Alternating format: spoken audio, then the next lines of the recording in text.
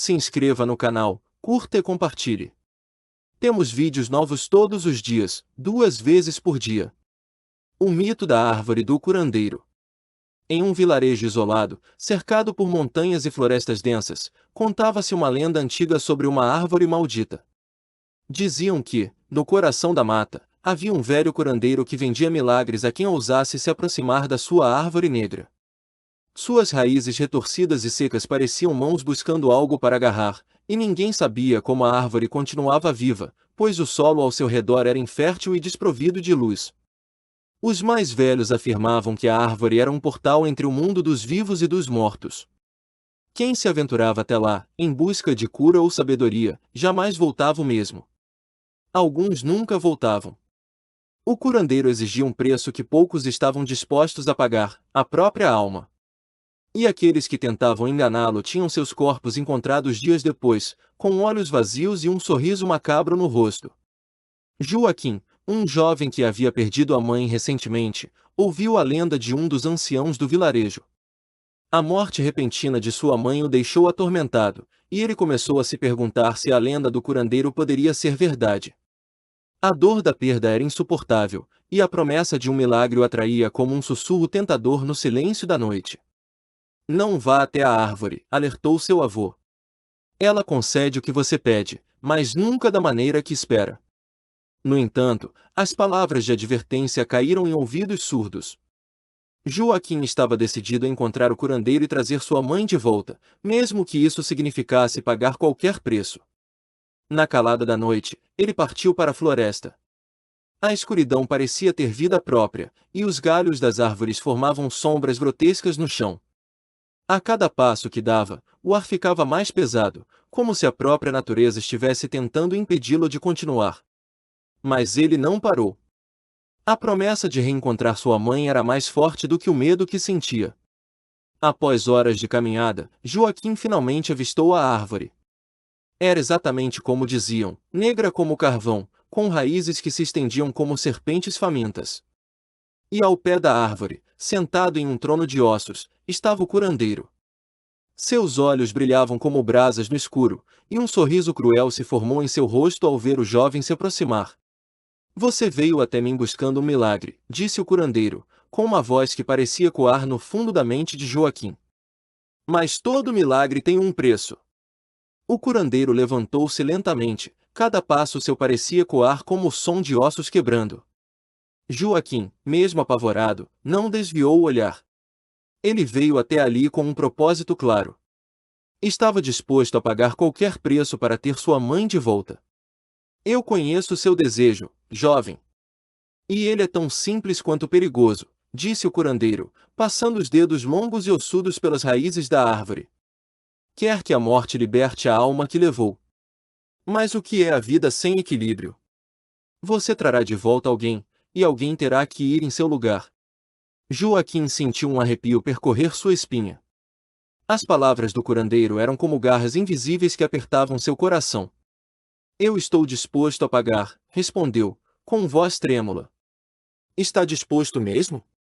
O curandeiro se aproximou até ficar frente a frente com Joaquim. Seus olhos ardiam com um brilho demoníaco, e seu hálito tinha cheiro de terra molhada e carne apodrecida. Lembre-se de que uma alma nunca retorna da mesma forma que partiu. Você pode não reconhecer quem trouxer de volta. Sem hesitar, Joaquim tirou do bolso um colar que pertencia à sua mãe.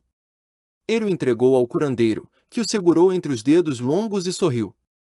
Muito bem, jovem tolo. O pacto está feito. A árvore começou a estremecer, suas raízes se contorcendo como serpentes famintas.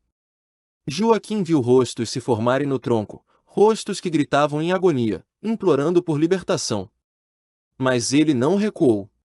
Seus olhos estavam fixos em uma única imagem que começava a se materializar diante dele, sua mãe. Ela emergiu das sombras como uma figura esquelética, os olhos fundos e vazios, a pele pálida e esticada sobre os ossos. Mãe, Joaquim sussurrou, com lágrimas escorrendo pelo rosto. Ela abriu os olhos lentamente e olhou para ele. Mas o que Joaquim viu não era o olhar amoroso que lembrava. Havia algo sombrio, algo errado. Sua mãe sorriu, mas o sorriso não tinha alegria. Era o sorriso de alguém que retornará do inferno. Joaquim, a voz dela era rouca e fria. Por que você me trouxe de volta? Joaquim recuou alguns passos. A figura que estava diante dele era sua mãe, mas ao mesmo tempo, não era. Seus movimentos eram lentos e rígidos, e havia uma escuridão nos olhos dela que ele nunca vira antes. O jovem tentou se convencer de que a morte era responsável por aquelas mudanças, mas uma parte de sua mente gritava que ele havia cometido um erro terrível. Você pediu para tê-la de volta, disse o curandeiro, observando a cena com um sorriso sinistro. Mas há algo que você precisa entender. A vida que eu devolvo não é gratuita. Alguém próximo a você pagará o preço. Joaquim sentiu o chão sumir sob seus pés. O quê? O que você quer dizer com isso? O curandeiro estendeu a mão, apontando para as raízes que se contorciam ao redor da árvore.